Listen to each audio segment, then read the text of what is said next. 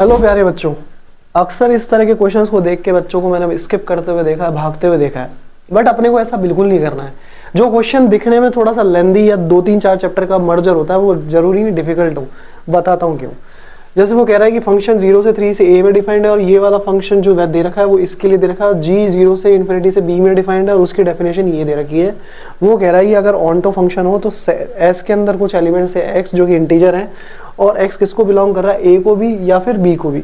तो number of elements in set, अब ये सेट के साथ फंक्शन रिलेशन को कंबाइन कर दिया, तो घबराना नहीं है बिल्कुल भी। कैसे करेंगे देखो, अगर मैं इसकी बात करूं सबसे पहले कि इसका g यानी कि रेंज क्या होगा, तो रेंज में बता देता हूं। जब gx आप सॉल्व कर रहे हो तो gx दे रखा है कुछ न्यूमरेटर अपॉन डिनोमिनेटर में है +1 करके।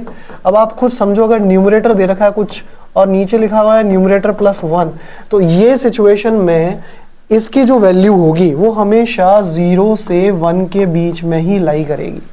हमेशा किसी भी टाइप का फॉर्मेट उठा के देख लो, x/x+1 अगर मैं बात कर रहा हूं और डोमेन मेरा पॉजिटिव है, समझना इस चीज को बच्चों, डोमेन पॉजिटिव है इंक्लूडिंग 0, तो ये वैल्यू हमेशा 0 से 1 के बीच में होने वाली है। अब 0 आ गया एक एलिमेंट, तो number of elements in B कितना हो गया बच्चों, 1 हो गया, और वो है हमारे पास में 0। Yes sir no. इंटीजर की बात करूं, अब इसकी बात कर लेते हैं, fx की बात कर लेते हैं। fx की अगर मैं बात करूं तो fx ये दिया हुआ है और वो दिया हुआ है 0 से 3 से a में डिफाइंड करके। अब इंपॉर्टेंट ये है कि जब मैं इसकी रेंज निकालूंगा तो कोई ना कोई रेंज की मिनिमम और मैक्सिमम वैल्यू होगी डेफिनेटली।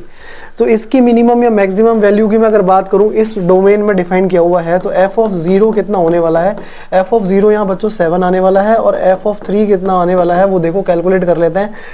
2 × 3 का क्यूब यानी कि 54 -15 × 3 का स्क्वायर प्लस 36 × 3 प्लस 7, करेक्ट। तो ये आ गया 54 - 135 प्लस 108 प्लस 7, 115 और माइनस का 135 यानी कि 20 हो गया, माइनस का 54 - 20 कितना आ गया बच्चों, 34 आ गया। अब इंपॉर्टेंट ये, क्या यही मेरी रेंज है? नहीं। अब इंपॉर्टेंट ये है कि इसके मिनिमम मैक्सिमा का पॉइंट डिफाइन करेगा कि मैक्सिमम क्या जा सकता है, मिनिमम क्या जा सकता है। तो मैं f' निकालूं तो f' हमारे पास में कितना आ गया, 6x² - 30x प्लस 36। अब इसको इक्वल टू 0 के करके हम x² - 5x प्लस 6 = 0 लिख सकते हैं। यहाँ तक अगर समझ में आ गया तो इसका मिडिल टर्म स्प्लिटिंग कुछ x - 2 × x - 3 हो गया है। अब डबल डैश x की अगर बात करूं जस्ट टू गेट की वेदर इट इज मैक्सिमम और मिनिमम, तो ये हो गया 12x - 30, जिससे मेरे को ये पता चल रहा है कि f2 तो भैया नेगेटिव और f3 भैया पॉजिटिव है, करेक्ट। तो जो पॉजिटिव है तो वो तो मिनिमा देगा और जो नेगेटिव वो मैक्स देगा। वैल्यू 2 पे तो ऑलरेडी हम निकाल चुके, नहीं 3 पे ऑलरेडी निकाल चुके हैं, जो कि 34 बोल रहा है, बट उससे मिनिमम तो f0 ही है। बट f2 अगर मैं निकालूं तो f2 की वैल्यू, f'2 की बात हो रही है ना, f2 की वैल्यू कितनी आएगी वो चेक कर लेते हैं। 2 × 2 का क्यूब यानी कि 8 × 2 = 16 माइनस 2 का स्क्वायर 15 4 = 60 प्लस 72 प्लस 7, करेक्ट।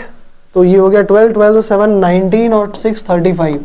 तो ये ज्यादा उल्टा बड़ा हुआ ना वैल्यू, तो मेरी रेंज जो आ जाती है, रेंज कितनी आ गई प्यारे बच्चों, रेंज हमारे पास में आ गई f की रेंज जो आ गई है वो आ गई है हमारे पास में, इंक्लूडिंग है क्योंकि 0 भी इंक्लूड हो रहा है और 2 उसके अंदर बीच में आ ही रहा है। तो ये हो जाएगा हमारे पास में 7 से 35। और अगर in number of elements of a की बात की जाए तो वो हो जाएगा हमारे पास 35 से 7 यानी कि 29 एलिमेंट। तो 29 तो ये एक, ये तो total number of element of s हो जाएगा 30। आई होप ये चीज़ समझ में आ गई होगी कि किस तरीके से इस तरह के क्वेश्चंस को अप्रोच किया जाता है। आप बेशक घबराएं नहीं, बिल्कुल आराम से शांति से क्वेश्चन को करें, क्वेश्चन सॉल्व होगा। इसी तरह के और क्वेश्चंस लेके आऊँगा आपके कॉन्सेप्ट क्लैरिटी को बेटर बनाने के लिए। Thank you so much.